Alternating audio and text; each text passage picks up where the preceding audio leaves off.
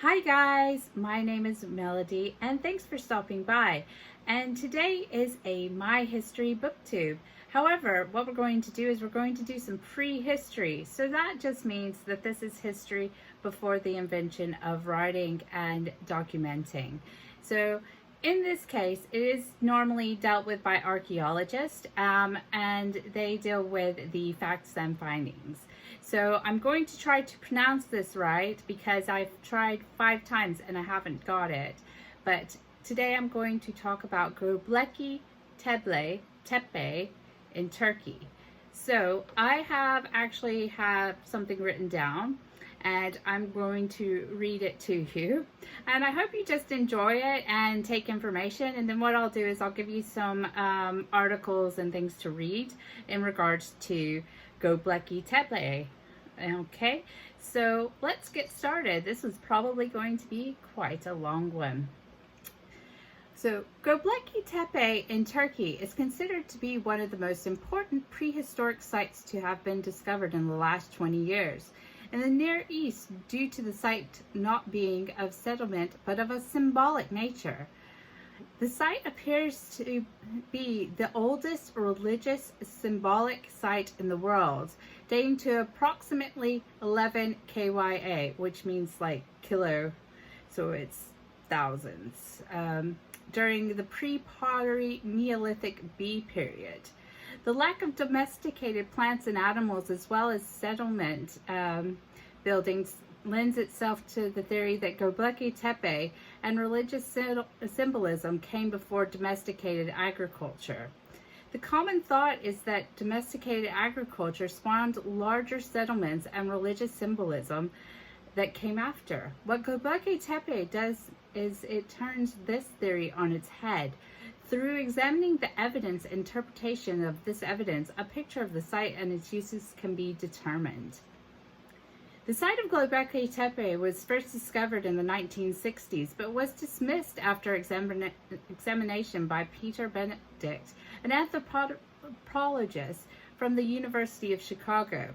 It was assumed by himself that the remnants of flint limestone slabs were left from an abandoned medieval or Byzantine cemetery. It was only in 1994 when a farmer ran into a large rectangular piece of limestone that it came to the attention of Klaus Schmidt, a German archaeologist from the German Archaeological Institute, or DAI. Upon digging the site in 1995, the rectangular piece of limestone was determined to be the top of a pillar. The site was found to be a tell, which is an artificial mound site on a limestone ridge, which was intentionally backfilled purposely in approximately 8 KYA when it was abandoned. The reason for this abandonment is unknown. However, the fact that the site was used for thousands of years brings up the questions of why was it used.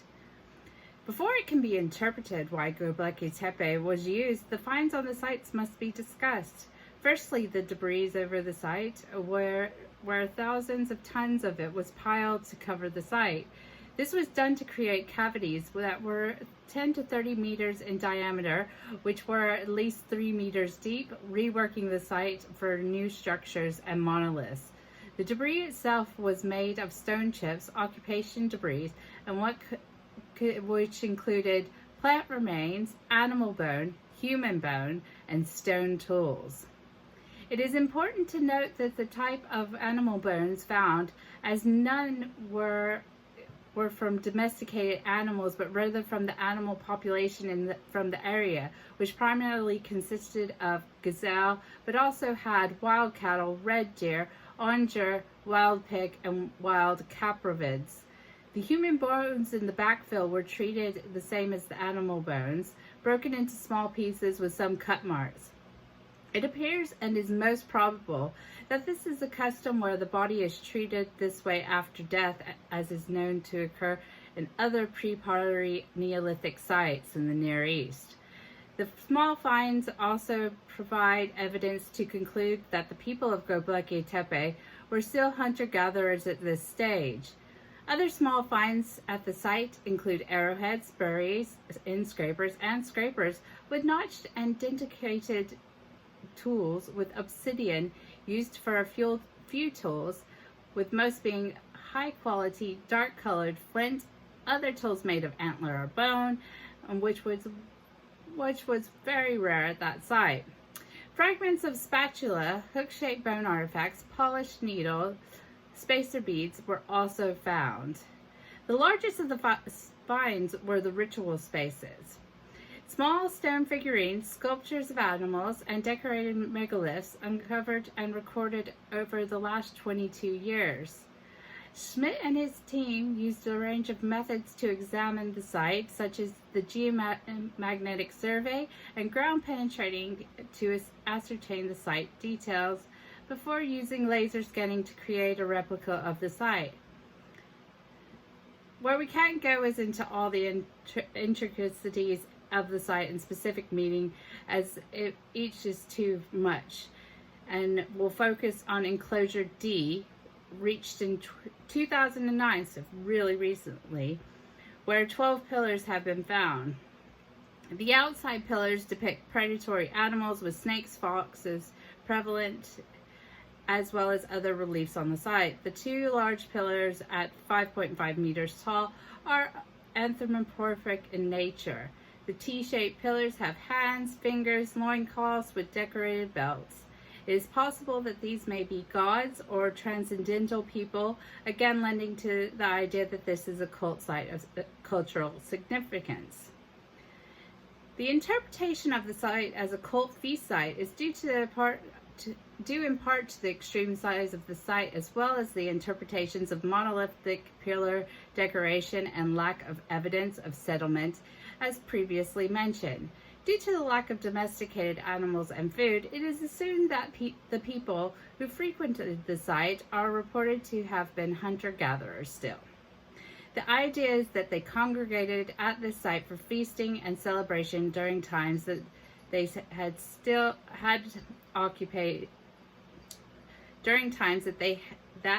had occupied other settlement sites around Göbekli Tepe. The evidence for this is found in the iconography found at other sites which share similar features, which indicates a cult community. Snakes, scorpions, quadrupeds, and birds were found at sites such as Jer El Amar, Tel Quermel, Halan Simi, Navali Kori, Kayunu, Abu Hurara, Meribet, and Dajage. In fact, similar T-shaped monoliths were found at now flooded Navali Kori, which are comparable to those at Göbekli Tepe, revealing a symbolic nature or symbolic culture predating known writing and perhaps providing a type of communication known to those groups, cultural groups in Upper Mesopotamia. Another interpretation of the iconography of the site focuses on the types of animals depicted at the site, as predators feature highly in the iconography at the site and other settlements. There is a theory that these had connotations of power and influence, showing the emergent power structure in the settlements. The idea is similar one to biblical proportions, such as revelations, with violence being a way to control the people within the cult sphere by shamans. This is a compelling argument which needs to be investigated in future archaeology. There are some criticism of the site, as there may have been agricultural development elsewhere, as well as permanent settlements in Southwest Asia, including the Epipaleolithic site of Hollow 2, dates to 25 KYA, predating the Göbekli Tepe site by 14 KYA. Ohala 2 is located in the southern Levant,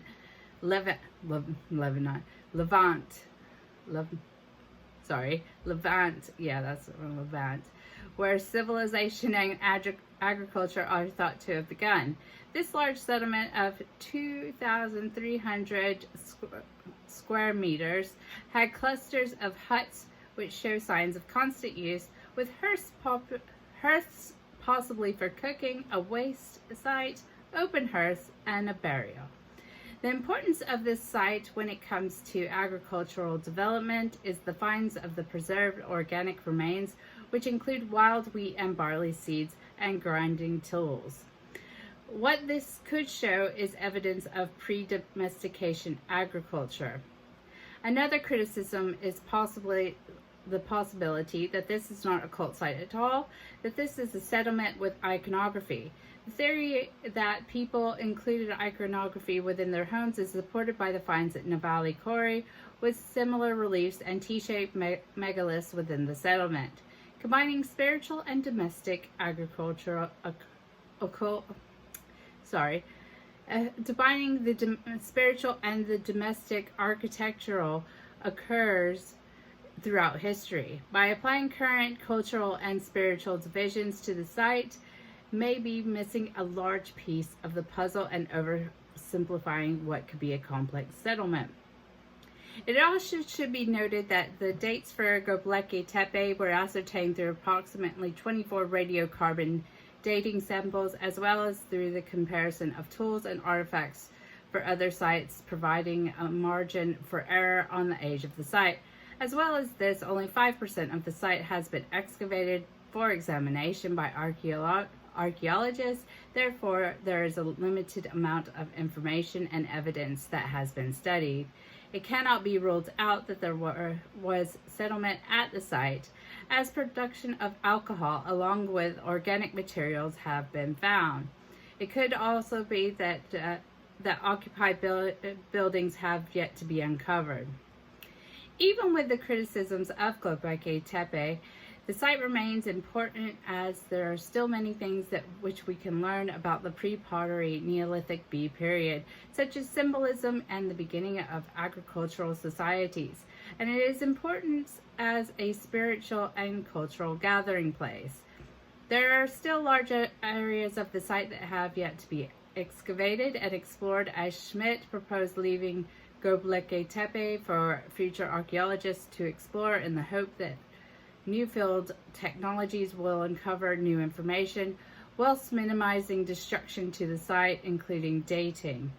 It is perhaps these areas of the 9-hectare site that will yield further discoveries on the transition from hunter-gatherer society to an agricultural one, while resolving the issue of settlement at the site.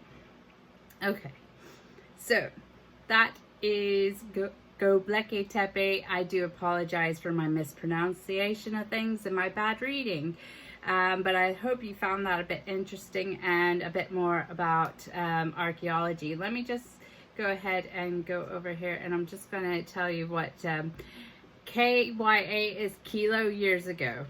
So that's a type of time scale they use in archaeology works.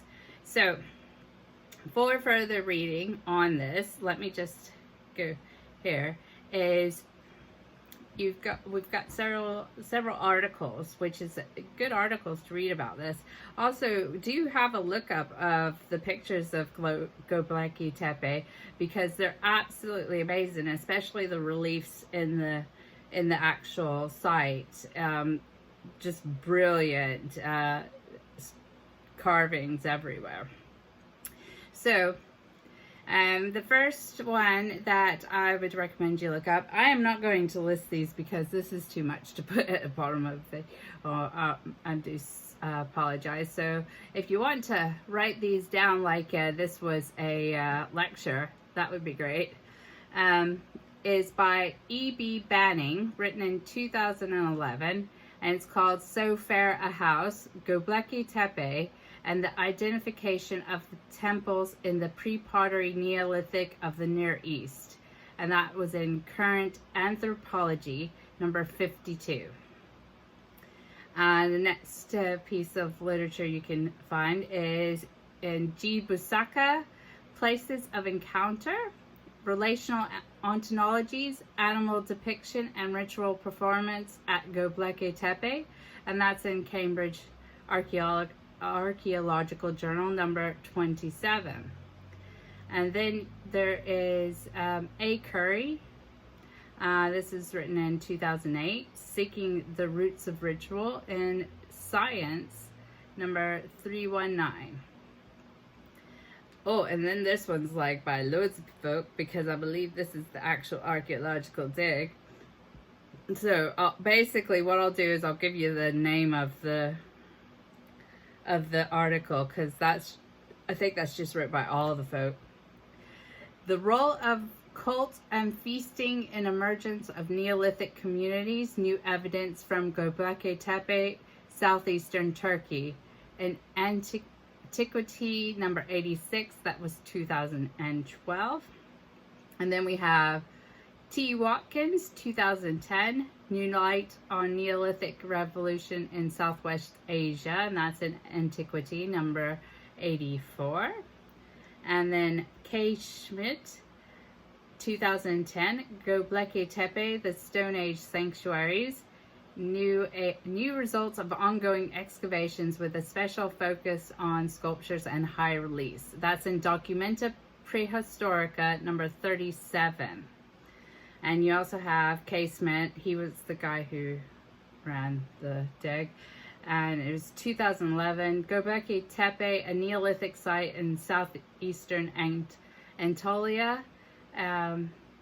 Anatolia. I really can't pronounce things. And that is in the Oxford Handbook of Ancient Anatolia. And you'll find that at Oxford University Press. I don't know if they have an open source on that one. Sometimes they have open source, but I would say definitely check JSTOR for that. It's a good resource if you're learning archaeology and things like that. I know I read that really bad, and I actually did a really good grade on this, to be honest with you. I probably should have cut it down for this video, but you know what? Information's information's. So, like I said, go have a look at the pictures, read the articles, find as much as you can. Don't look at please don't look at any of the mysteries behind things like that, because usually those things are the most wrong. Unfortunately, the History Channel is becoming a place where I don't like to go and watch documentaries anymore, because of the fact is that they do that program on aliens or whatnot. So yeah. Keep it real, keep it old school, and see the library. Most of the libraries are online now anyway.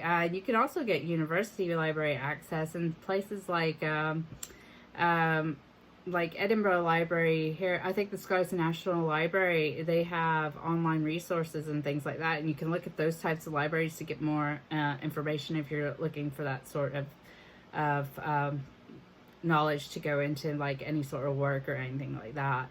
But I hope this is helpful and maybe interesting to some people. I thank you guys for watching. If you like this kind of video, hit the like button, hit the subscribe button, do all the things, notification bell, share it with your friends, tell them that there's a crazy boring lady on the YouTube. I probably shouldn't say crazy, because that's not a very good term nowadays. I have bipolar, so let's just say I have bipolar lady. There you go. Anyway, I'm not I don't mind saying it. But anyway, I do like talking to you guys, even though I'm just basically talking to myself in front of on a mirror dresser here. But anyway, like I say, stay safe, stay positive, and I love you all, and I'll see you on the next one. Thank you very much for watching. Bye.